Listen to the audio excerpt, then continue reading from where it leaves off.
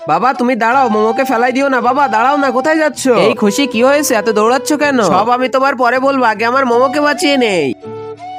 মোমো তুমি চিন্তা করো না, আমার থেকে দূরে আমি তোমাকে কখনো যাইতে দিব না। তুমি এই কুকুরকে এখানে আবার এনেছো, নিয়ে যাও এখান থেকে। মোমো তাড়াতাড়ি পালাও। চাচ্চু তোমার ঘরে আমার মোমোকে একটু রাখতে পারি? না না, একে আমার ঘরে রাখা যাবে না। প্লিজ চাচ্চু, একে একটু রেখে দাও না, এর তো কোনো ঘরই নেই। আর বাবা তো ওকে ঘরে রাখতে চাচ্ছে না। একবার তো আমি বললাম ওকে আমি রাখতে পারবো না, নিয়ে যাও এখান থেকে। খুশি চলো, তোমার যাওয়ার সময় হয়ে গেছে। না বাবা, আমি মোমোকে ছেড়ে কখনোই শহরে পড়ালেখা করতে যাবো না। তোমার মোমোকে চাচ্চু দেখে রাখবে। এখন চলো, শহরে যাওয়ার আগে চাচ্চুর সাথে একটু দেখা করে এসো। চাচ্চু এটা আপনার জন্য, আমি শহরে যাচ্ছি, আমি যাওয়ার পরে এটা আপনি খুলে দেখবে। বাই বাই চাচ্চু। যখনই খুশি ওখান থেকে যাইতে লাগে তখনই সে ওটা খুলে দেখে। আমার মা মরে যাওয়ার পর থেকে তো মোমো আর বাবা ছাড়া আমার আর কেউ নেই। তুমি যেভাবে ওকে শহরে যাওয়ার আগে আমাকে একটু আটকিয়ে ফেলো। ছেড়ে দাও কুকুরটাকে, এটাই তুমি শহরে কখনোই নিয়ে যেতে পারবে না। চাচু ভালো হয়েছে তুমি এখানে চলে এসেছো। মোমোকে তো শহরে বাবা নিয়ে যাইতে দিচ্ছে না, তুমি এটা রেখে দাও।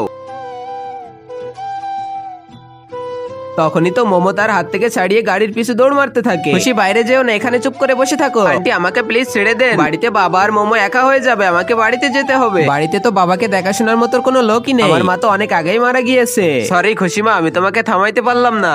বাবা বাবা, আমি তোমাকে ছেড়ে শহরে কখনোই থাকতে পারবো না। খুশিমা, আমরাও তো কেউ থাকতে পারবো না, আজ থেকে সারা জীবনের জন্য আমাদের সাথে তুমি থাকবে, কোথাও যাবে না। আর আগে মহান আল্লাহকে তুমি ভালোবাসলে লাইক এন্ড সাবস্ক্রাইব করে দাও। আর পার্ট 2 দেখতে চাইলে অবশ্যই কমেন্টে পার্ট 2 লিখো।